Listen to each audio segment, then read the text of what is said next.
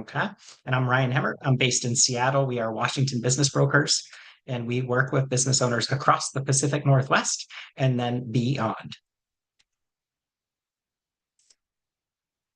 Okay, first, 5 or 6 questions here, and I do think this is a useful place to start as we talk about considering a sale of a business. So, regardless of what type of business you have, regardless of the size of the business, regardless of where it's at, a buyer is going to want to know the answers to these questions. So, for example, how much cash does the business generate? Because what's legally transacting what's transferring in a business sale is access or the legal right to a stream of cash flows.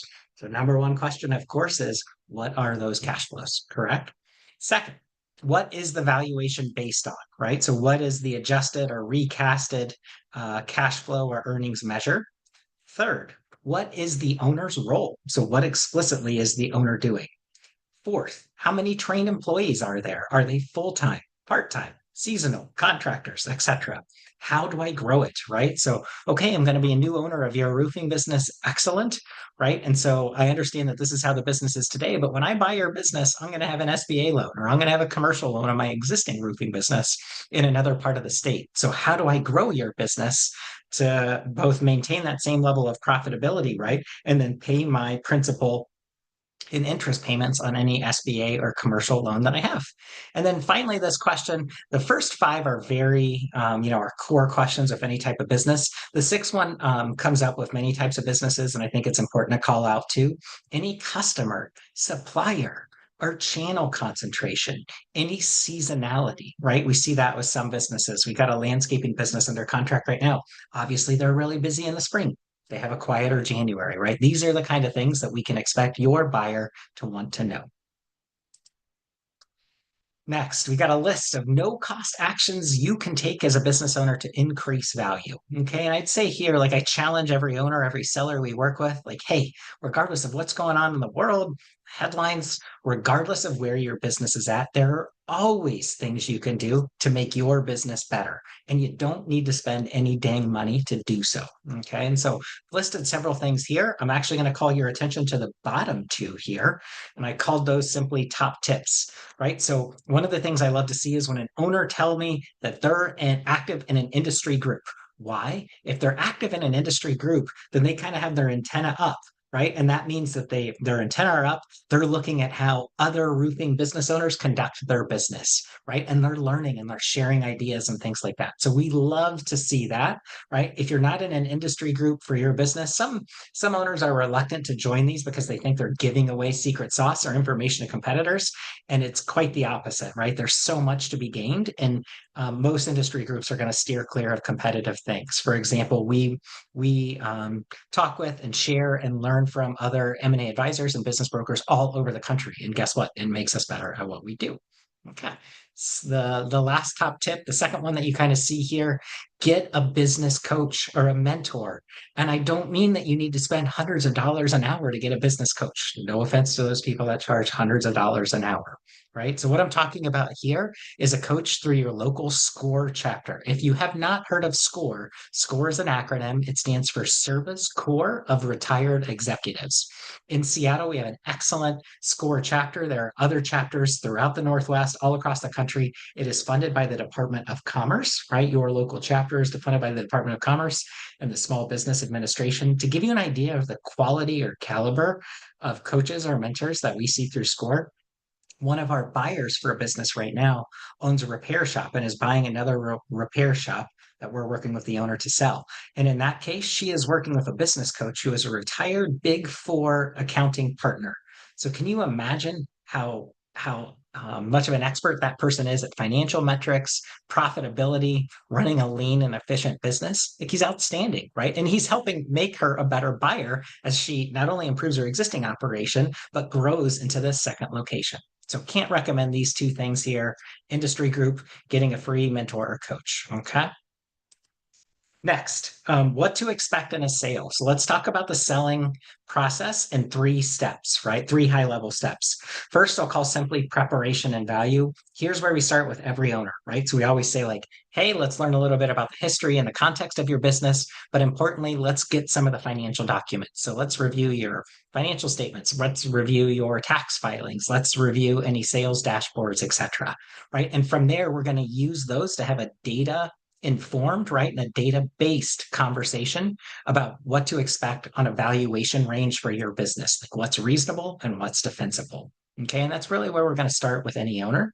After that, right, at that point, you have the information you need about what to expect in a sale, both how long it's going to take, what to expect from a proceeds standpoint. We also talk about any other transaction costs, including any fee due our firm, right? So all of those things happen in preparation and valuation. When an owner gives us the green light and wants to formally work together, we sign a pretty straightforward engagement agreement together, and then we go to work on the other parts of what you see here in preparation and valuation.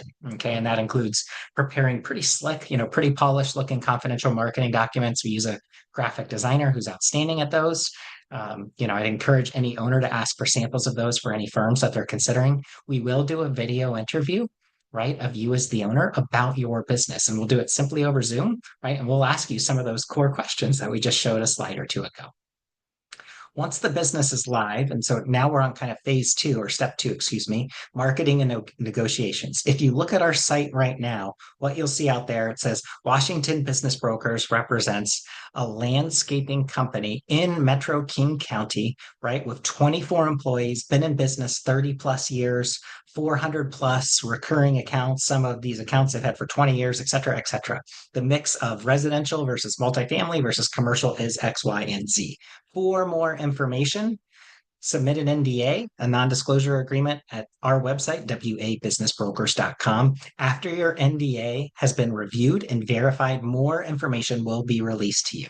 Right. And that's really when the conversation that we have as your broker or advisor, that's really when it starts, right? With a buyer is after after they've submitted the NDA, after we've reviewed it, and then after we've sent that polished marketing document. It's frequently called a confidential business review or CBR. Okay. The goal of phase two of the process here of marketing and negotiations is to get to an agreed upon transaction price and deal structure. And that outline of a deal, we call that a letter of intent. Okay. And a letter of intent is simply that, is the outline of a deal.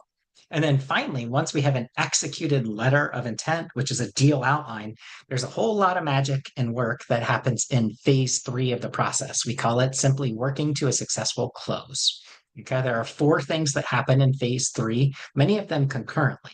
Okay, so the first is due diligence. Our buyer has the right to all sorts more financial detail, operational detail, customer detail, like all sorts of fun things, right? And so we'll work with the buyer on their due diligence questions, as they, of course, need to wrap their head around the business and better understand it and the financials.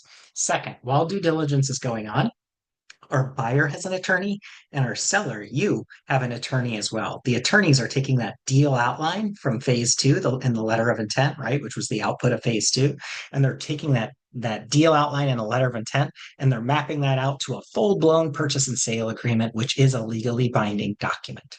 Okay, so they're working on the PSA or purchase and sale agreement, any supplemental docs as well.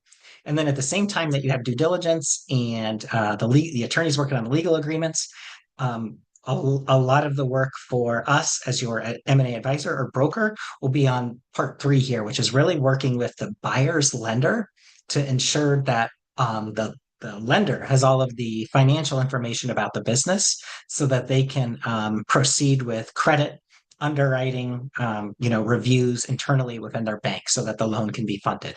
Once those three things, those three kind of swim lanes in phase three are all showing green or greenish, right, then we'll closely work to loop in escrow, who will legally affect the funding and the closing, right, of the sale, right? And at that point, the business legally changes ownership from you, our owner or seller, right, to the new owner of the business, also known as the buyer.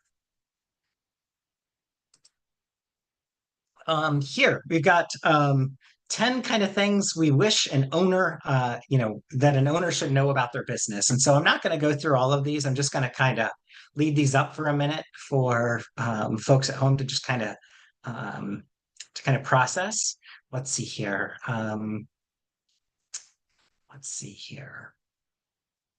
Confidentiality, that's a really big one, right? If you look at the marketing we do online at any of the business for sale platforms, you'll never see the name of a business or the name, personally of an owner or the owner's family, right? Of who we're working with. So we're pretty proficient. We have systems and processes for how we maintain confidentiality, and we'll coach owners on that too.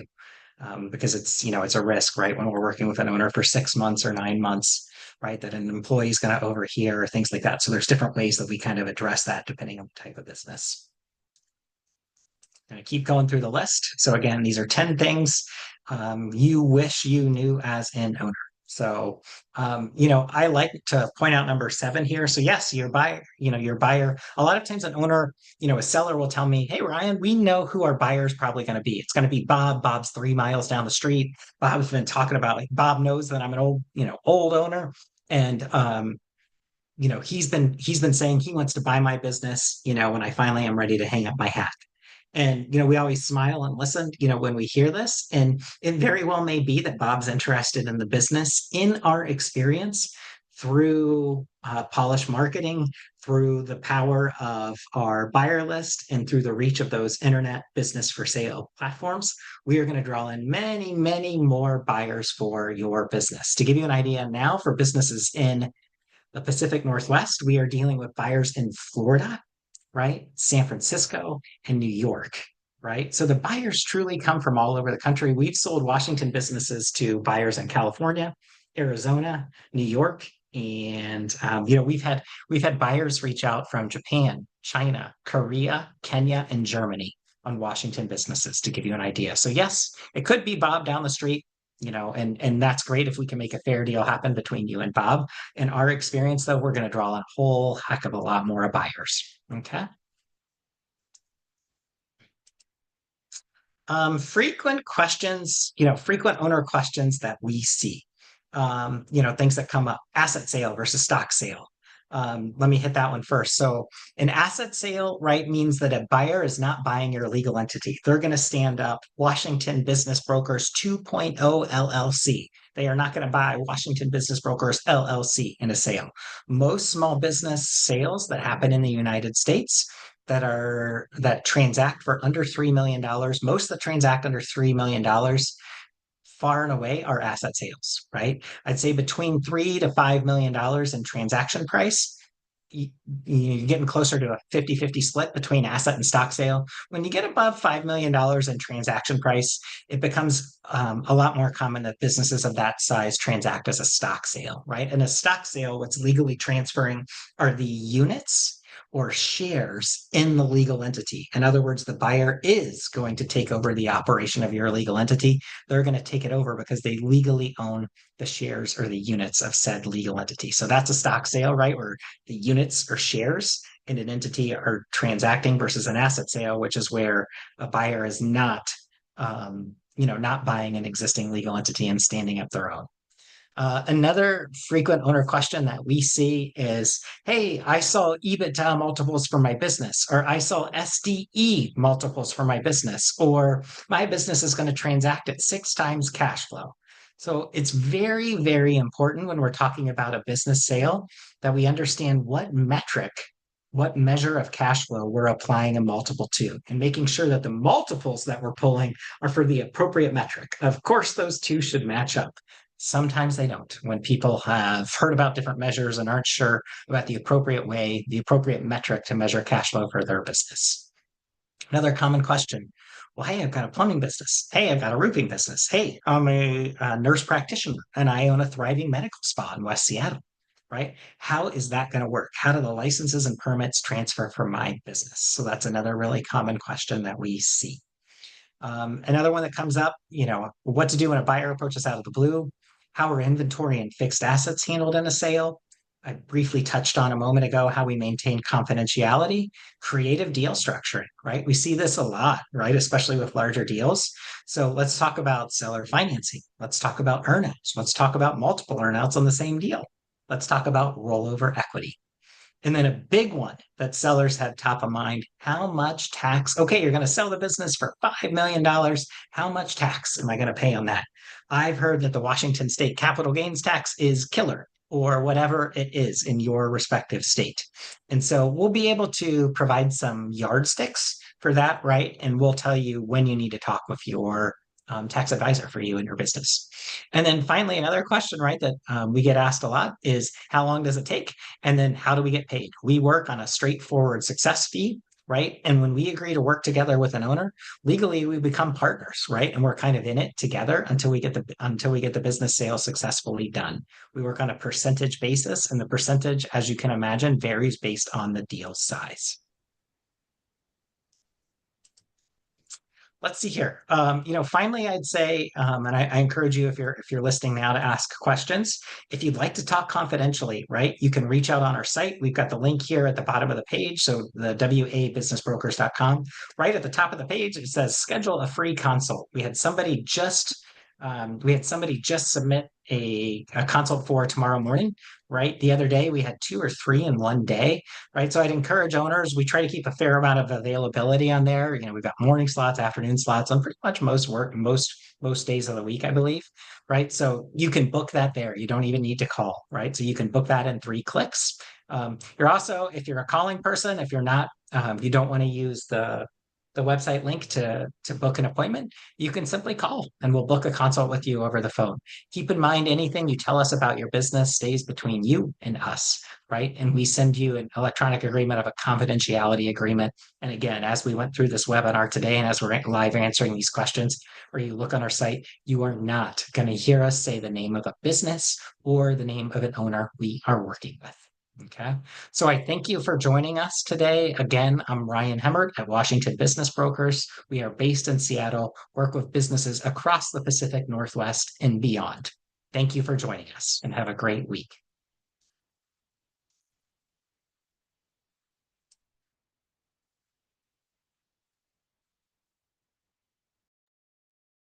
Awesome.